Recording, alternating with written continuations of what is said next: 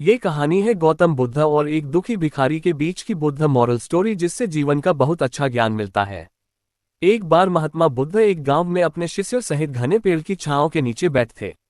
आसपास के गांवों से बहुत से लोग अपनी मानसिक समस्याएं लेकर महात्मा बुद्ध के पास आ रहे थे। महात्मा बुद्ध उन सब की मानसिक परेशानियों का समाधान देते।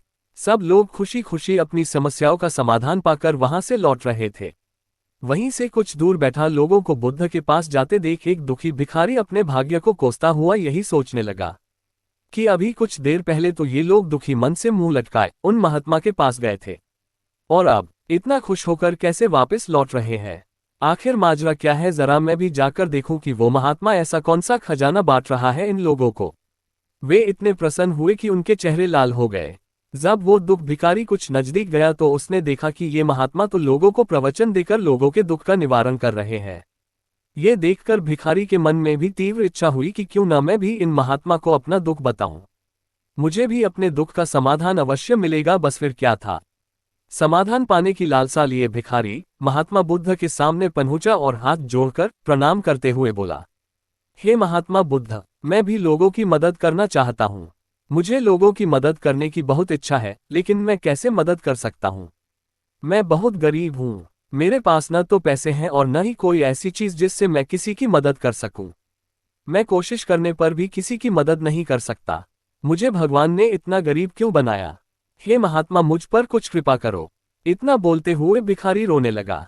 महात्मा बुद्ध बोले, आप बहुत अज्ञानी हैं, क्योंकि आप अभी तक इस भ्रम में जी रहे हो कि तुम्हारे पास कुछ नहीं, जबकि दूसरों को कुछ देने के लिए तुम्हारे पास बहुत कुछ है।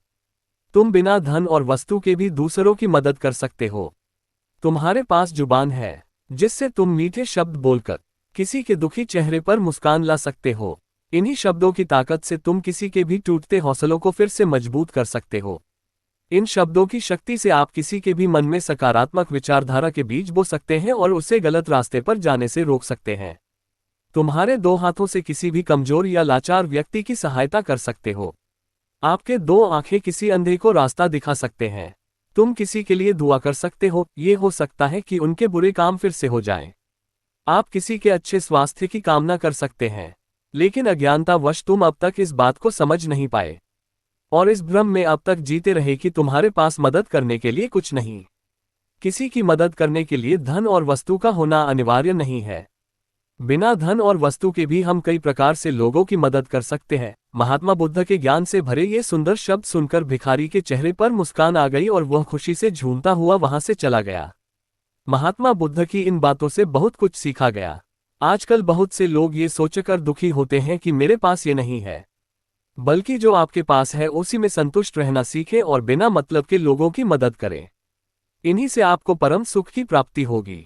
तो दोस्तों, ये बुद्ध मॉरल स्टोरी आपको कैसी लगी जरूर बताना। एक बार एक राजा के 3 पुत्र थे। राजा अपने पुत्रों को व्यवहार कुशल बनाने के लिए कोई न कोई कार्य देता रहता था ताकि उसके बच्चों को व्यवहारिक ज्ञान हो सके। राजकुमार आने वाले समय में पूरी कुशलता के साथ शासन संभाल सके। एक बार राजा ने अपने तीनों पुत्रों से कहा कि हमारे राज्य में कोई नाशपाती का पेड़ नहीं है।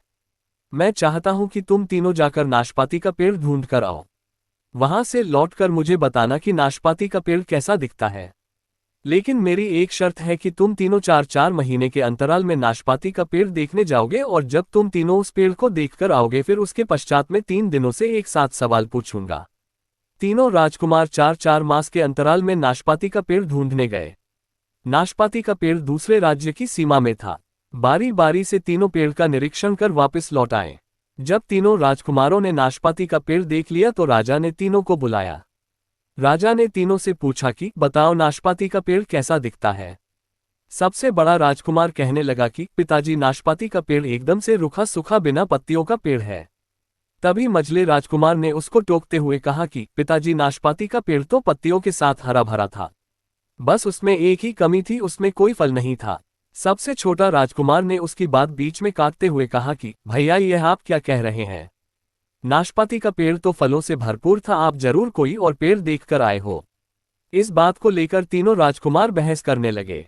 राजा ने तीनों को शांत कराते हुए कहा कि तुम तीनों ही नाशपाती के पेड़ का सही वर्णन कर रहे हो। मैंने जानबूझकर तुम तीनों को अलग अलग मौसम में नाशपाती का पेड़ ढूंढने भेजा था क्योंकि मैं उसके माध्यम से तुम तीनों को शिक्षा देना चाहता था। नाशपाती के पेड़ से तुमको 3 शिक्षा मिलती हैं। पहली शिक्षा, किसी भी चीज के लिए एक बार में अपनी धारणा नहीं बनानी चाहिए, उसका अच्छे से अवलोकन करना चाहिए, क्योंकि आंखों देखी चीज भी कई बार पूरी सत्यता बयान नहीं करती। जैसे कि सबसे बड़े राजकुमार ने बिना पत्तों के पेड़ को देखा तो इसलिए उसे लगा नाशपाती का पेड़ बिना पत्तों के होता है। मझले राजकुमार ने बिना फलों के देखा, उसे लगा कि उसमें फल नहीं होते, और छोटे राजकुमार ने फलों से भरपूर पेड़ को देखा तो उसे लगा कि शायद ये पेड़ सदा ऐसा ही रहता है। दूसरी शिक्षा, जीवन कभी एक सा नहीं रहता। जैसे पेड़ के अलग अलग मौसम में तुम लोगों ने 3 रूप देखे। जब पहला राजकुमार गया तब पतझड़ थी और पेड़ एकदम सूखा। जब दूसरा राजकुमार गया तो मौसम बदल चुका था और पेड़ एकदम हरा भरा था। जब छोटा राजकुमार गया तो पेड़ फलों से लदा हुआ था। वैसे ही जीवन में भी उतार चढ़ाव आते रहते हैं। बुरा समय आने पर धैर्य रखें कि यह समय गुजर जाएगा और अच्छा समय फिर लौट आएगा। सबसे बड़ी सीख, कभी भी बिना पूरा सत्य जाने अपनी बात पर अड़े नहीं रहना चाहिए।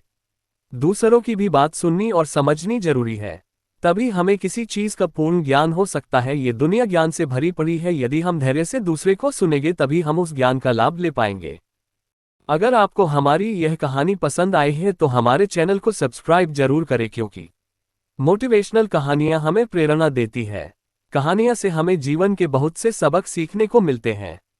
मोटिवेशनल स्टोरीज हमें व्यवहार कुशल बनाती है, हमें जीने की नई दिशा प्रदान करती है। अगर आपको हमारी यह कहानी पसंद आई है तो इसे लाइक, सब्सक्राइब और शेयर जरूर करें।